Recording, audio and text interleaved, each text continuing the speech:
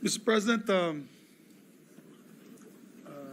parang magmamanifest ka pa, hindi naman. I believe Senator Robin Hood Padilla would like to also make a quick manifestation, Mr. President. Senator Padilla is recognized. Maraming salamat po, Ginoong Pangulo at sa ating pinunong mayorya. Ginoong Tagapangulo, mga kasamahan, nais ko lamang pong magpahayag ng saloobin hinggil po sa ilang mga pahayag sa pagdinig ng Blue Ribbon Committee kaninang umaga. Nalubhang nakakabahala po. Na tila nagpaparating na maari nating isang tabi ang umiiral na batas upang magbigay daan sa ikasisiya ng taong bayan. Bagamat lubos ko pong nauunawaan ang pangingibabaw ng kalooban ng taong bayan, meron po tayong mga demokratikong mekanismo upang isakatuparan ito. Isipin natin ang posibleng maging epekto nito sa ating mga komunidad, lalo na po sa mga lugar na matagal na pong pinagsisikapan itaguyod ang kapayapaan at kaayusan. Halimbawa na lang po sa Mindanao, patuloy po tayo na nagpapaalala sa ating mga kababayan doon na sumunod sa batas, na ang batas ay para sa lahat. Ang batas ay hindi hadlang sa kalayaan. Ito ang saligan ng isang sibilisado at maayos na lipunan. Ito ang nagbibigay sa atin ng proteksyon, nagtatakda ng ating mga karapatan, at ang nagpapanatili ng kapayapaan. Bilang mga mambabatas, tayo po ang dapat na unang tagapagtanggol ng batas, hindi ang unang lilihis. Hindi din natin dapat ipagsapalaran ang tiwala ng mamamayan sa ating mga institusyon at makibahagi sa pagpapalabo sa hangganan na tama at maling gawi sa tuwing may matinding suliranin na sumusubok sa ating diwa bilang isang nasyon. Kaya buong puso po akong nakikiusap, nananawagan sa mga opisyal ng pamahalaan at sa mga kasama po sa kapulungang ito. Hindi po pare-pareho ang sitwasyon natin. Hindi po pareho ang Luzon sa Visayas sa Mindanao. Meron po mga katulad natin na umiikot sa mga liblib na lugar at nagpapakilala po ng batas na dapat sundin. Napakalulungkot po kung ganito ang ating pagbibitaw ng mga salita na we can bend the law. Ipakita po natin na ang kalooban ng taong bayan ay maaaring maisakatuparan ng alinsunod sa balangkas na makaturungang pag-iiral ng batas. Yun lamang po. Maraming salamat po. Thank you, Senator Padilla. Senator Erwin Tulfo is recognized. Mr. President, the distinguished colleagues, just want to make a point of manifestation. I was the one who said this morning that sometimes we have to bend law. We don't have to. The point is, there's a Latin word that says, vox populi, vox Dei. The voice of the people is the voice of God. Now let me ask you, Mr. President, is our law higher than the voice of God? Is our law higher than the voice of the people? Mr. President, the law is supposed to protect the people. What we are asking, Mr. President, is the return of the value of good faith. I understand, Mr. President, what the gentleman from Pampanga this morning was saying, that it is not a requisite to return the money na kinuha po ng mga kontraktor, ng mga kumita po sa flood control project, Mr. President. Tama po yun, hindi po.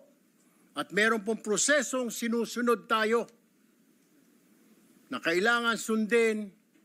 Pag gumulong na yung batas, hayaan ang korte ang magsabi, Mr. President, tens of thousands of people went out last Sunday.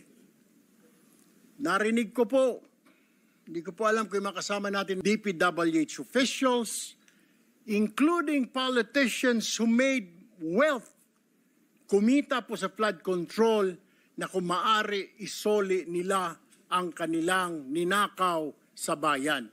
And I think that is the right thing to do. Ang problema kasi, Mr. President, kung susundin natin ang batas, alam naman po natin ang pagdinig sa ating bayan ay buwan at taon ang inaabot. Baka pagdating po sa dulo, wala na pong makuha ang gobyerno sa mga taong ito. My only point, Mr. President, is the people were asking, the people are demanding. Isole yung pera na ninakaw sa kanila. Meron po tayong batas. True enough, Mr. President, I don't disagree. There is a process. May proseso, tama din po. Paano naman po yung sigaw ng taong bayan? How can we pacify the clamor, the anger of the population, Mr. President?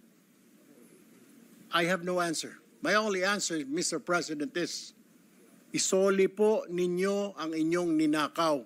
No ifs and buts. Ang sinasabi lang po ng DOJ, kakausapin po nila ang mga taong ito. Kung pwede, isoli. Wala naman po sinabi ang DOJ. Ito ang batas, bawal po, kailangan ninyong isoli yan. The DOJ, the Secretary himself said, they will ask, but they will not force them. Depende, mas mabuti raw kung kusang loob nilang isurrender yung pera, Mr. President. Wala naman pong nagbabawal sa batas na magbalik ng ninakaw. There's no such thing. And alam ko pong meron tayong process, we have procedures. But my only point is, Mr. President, whether I'm right or wrong, I stand to the wishes of the public, of the Filipino people, ibalik ang perang ninakaw sa kanila. Period, Mr. President. Thank you, Mr. President. Thank you, Senator Erwin Tulfo. Senator Padilla is recognized. Opo. Ginoong Pangulo, napakaganda po ng mga punto na binitawan ng ating hinahangaan na si Senator Erwin Tulfo. Ngunit, alam niyo po, meron pong historical injustice na nangyari sa mga Bangsamoro.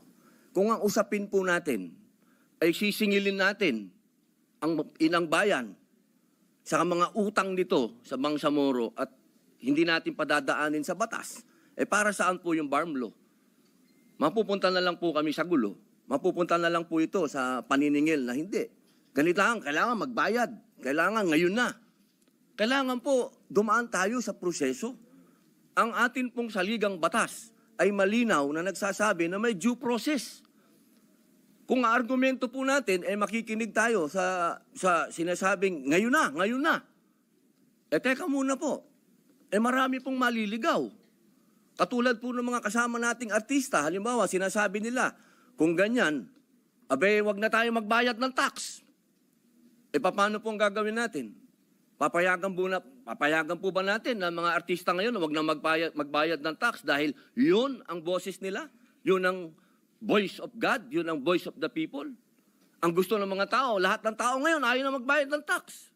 Dahil sa nangyayaring ito. Ang gusto ko lamang pong linawin, Ginoong Pangulo, tama po, naniniwala po ako na ang tao'y galit na.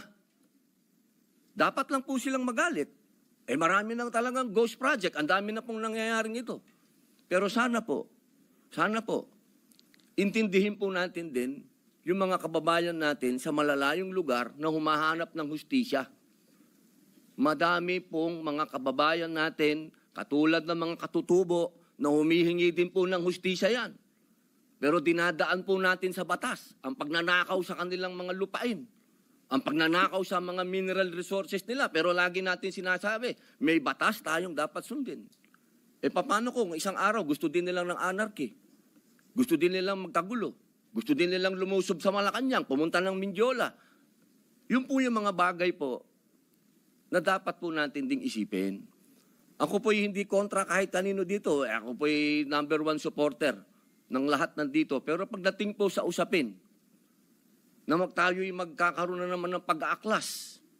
20 taon na po ako sa Mindanao. Alam po yan ng kapatid ko na si Senator Mig Subiri na umiikot dyan sa mga liblib na lugar para kumbinsin ng mga taong sumunod tayo sa batas. Yun lamang po, mga senador tayo. Gumagawa tayo ng batas. Ang batas kailangan sundin natin tayo mismo. Yun lamang po. Wala naman akong gustong sabihin kundi yun lang. Maraming salamat po.